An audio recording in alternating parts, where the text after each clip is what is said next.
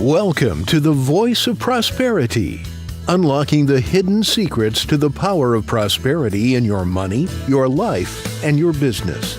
Get ready for your heart to be touched in a powerful way with your friend and host, Matthew Miglin. Welcome. Today we're going to talk about how to double your profits. That means if you have a business, want to have a business, or even thinking about having a business, then this is going to be how you can double your profits. Or for the new business owner, how to get some profits to start with and be very successful. Here's what most business owners don't realize, is many times they're undercharging for their product or their service. They say, well, we're charging what the going rate is, or we're charging what our competition's charging, or we're charging what the industry standard is. Well, except for a few exceptions, and there are a few exceptions, most businesses, their product or service can be they can charge more. And so that's what I want to talk to you about today, because it's one of those things that many business owners avoid. They don't like to talk about. They try to convince me that this is a mistake, that they can't do it, they're going to lose too much business, et cetera, et cetera.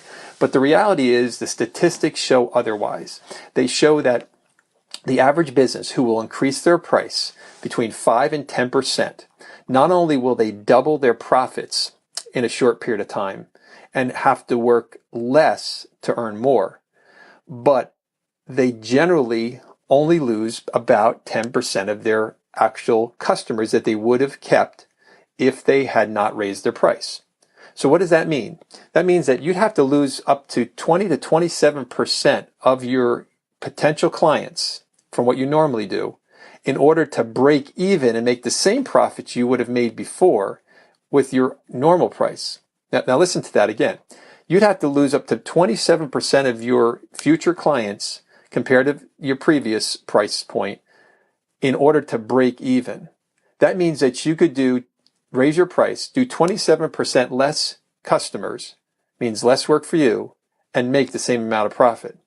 But in most cases, that's not what happens. In most cases, most businesses only lose between 10, maybe 15% of their clients. So that means the additional clients that they gained at a higher price means they made more money and in turn potentially doubled their profits.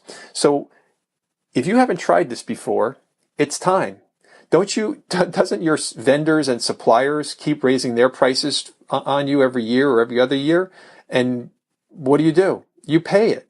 Why do you think it's any different in your industry or trade or product or service? Why shouldn't you have an increase? Well, now here's the argument.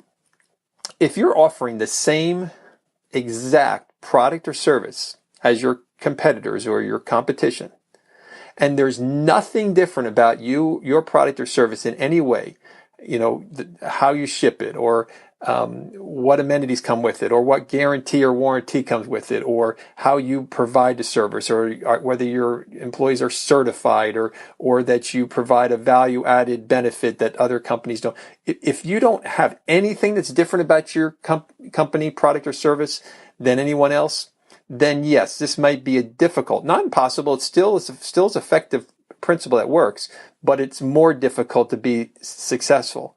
So if you can find what is the one thing that separates you from your competition, what's one thing that you do, your company does, your product or service provides that no other company provides who says they provide the same thing. When you can identify that, you can make it clear and make it known to your clients or your potential clients what that difference is. Most will pay the difference or will look at you as having more value than someone else and be willing to pay the difference. And then you get the reward of that, and that customer is a beneficiary of it. So what does that mean for you? It means you need to raise your prices 5 to 10% and make sure you share with the potential client and prospect the value-added difference your company makes and offers that your competition doesn't. When you do that, you set yourself up for higher revenues, more profits, and potentially working less to make more money. Isn't that what it's all about? That we want to work as little as possible and make the most amount of money? That's why we're in business, right?